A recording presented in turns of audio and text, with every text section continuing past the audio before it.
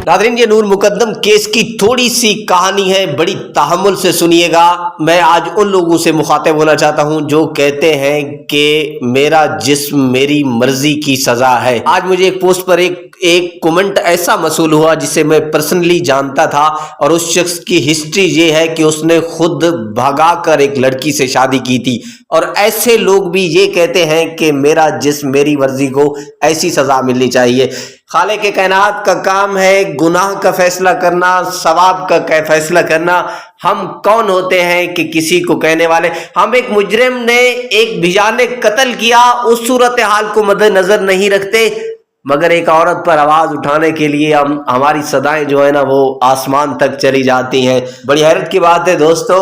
बात यह है कि मुजरिम का कोई हक नहीं बनता कि वो किसी को इस तरह भयानक मौत दे दे और इसी तरह बेहमाना कत्ल कर दे।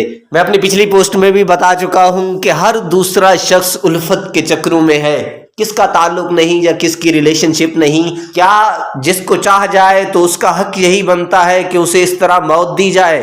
आया कि किसी ने आज मुझे अपने दिल पर हाथ रख कर कहें कि किसी ने नूर मुकद्दम को ये अल्फाज कहते हुए सुना था कि मेरा जिस्म मेरी मर्जी है? ज़हर जाफर खां किसी तरह गुनाहगार हो, दरिंदा हो, कुछ भी हो, उसके बारे में कुछ नहीं कह सकते, मगर इसके बारे में कोई एक शख्स ये बता दे कि हमने इसकी जबान से ये सुना हो कि ये कहती रही है।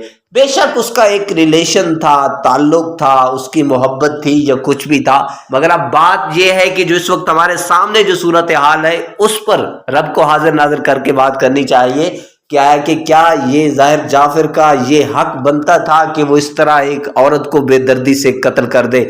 लानत है तेरी मर्दगानगी पर ज़ाहिर जाफर, तू एक बुज़दिल निकला, एक औरत को मारकर बड़ा ही कारनामा सर अंजाम दिया। यहाँ के कानून के बारे में तो हम कुछ नहीं कर सकते कि पाकिस्तान को आज 74 साल मुकम्मल हो गए आज़ाद हुए, मगर आज भी अदालतें वडेरों और सियासी निज़ाम के ज़ेर असर रही हैं।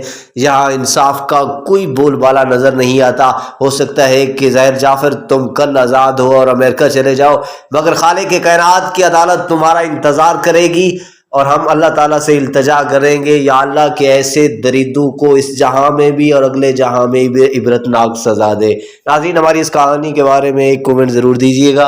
हाँ, मिलते हैं एक ब्रेक के बाद। Stay with us.